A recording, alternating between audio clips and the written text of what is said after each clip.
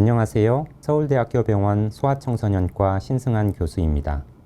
여기 인큐베이터 안에는 엄마 뱃속에서 개월수를 다 채우지 못하고 나온 미숙아들이 누워 있습니다.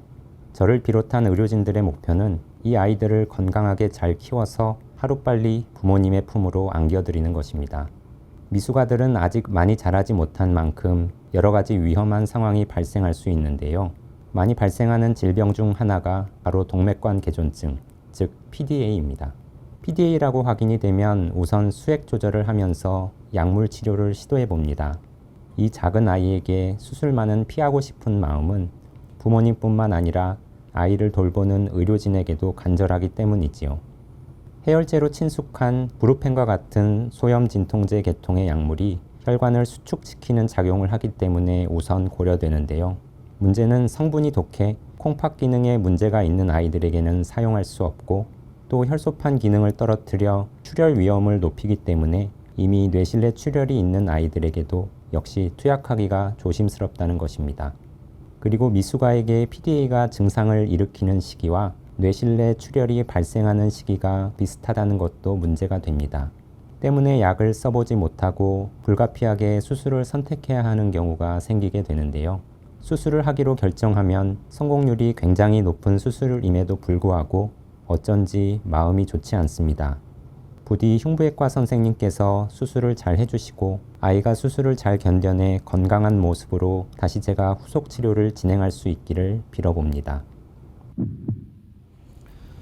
안녕하세요. 서울대학교 병원 소아흉부외과 조성규 교수입니다. 지금 보고 계신 것은 수술대 위의 미숙아입니다. 사실 심장 수술을 하는 흉부외과 의사의 입장에서 PDA는 그다지 어려운 수술이 아닙니다. 그래도 아직 출발선에 제대로 서보지도 못한 생명을 살려내야 한다는 중압감은 분명 의사들에게 부담입니다. 아이 부모님의 마음은 오죽할까 싶습니다.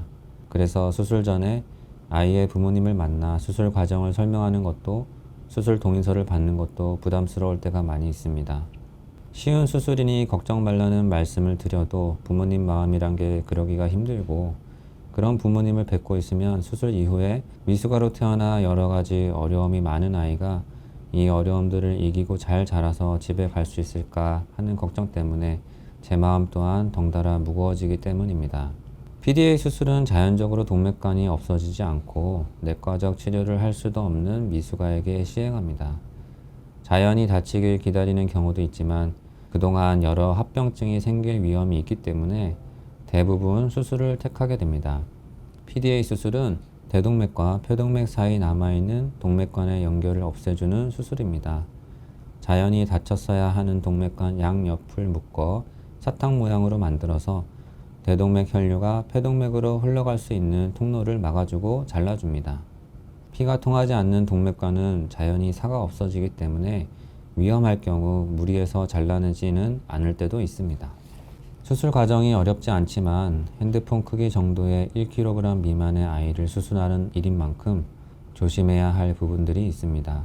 성인의 경우 신체 기관이 커서 1-2mm의 오차가 큰 변화를 만들지는 않지만 미숙아는 모든 기관의 크기가 작기 때문에 작은 실수도 큰 사고로 이어질 수 있습니다. 연필심같이 얇은 심장 동맥을 포셉이라고 하는 수술용 집게로 잘못 짚기만 해도 터져버리는데 몸속에 피가 40cc밖에 안 되는 미숙아들에게는 사망에 이를 정도로 위험한 일이거든요. 하지만 이걸 보고 계신 분들은 아이가 PDA 수술을 받아야 한다는 이야기를 들으셔도 너무 겁내지 않으셨으면 좋겠습니다.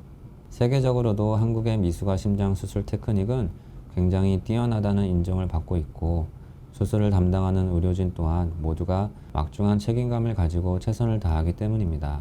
수술을 마치면 외과 의사의 몫은 여기서 끝나고 다시 소아청소년과 선생님께서 치료를 담당하게 됩니다.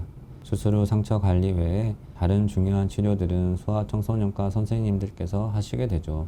소아청소년과 외래의 진료를 받으러 온 3살 혹은 4살 아이들을 보면 혹시 옛날에 제가 집도한 아이가 아닐까, 어찌됐든 잘 살아줘서 고맙다, 그런 마음이 들곤 합니다. 앞으로 저 같은 사람은 볼 일이 영원히 없기를 바랍니다.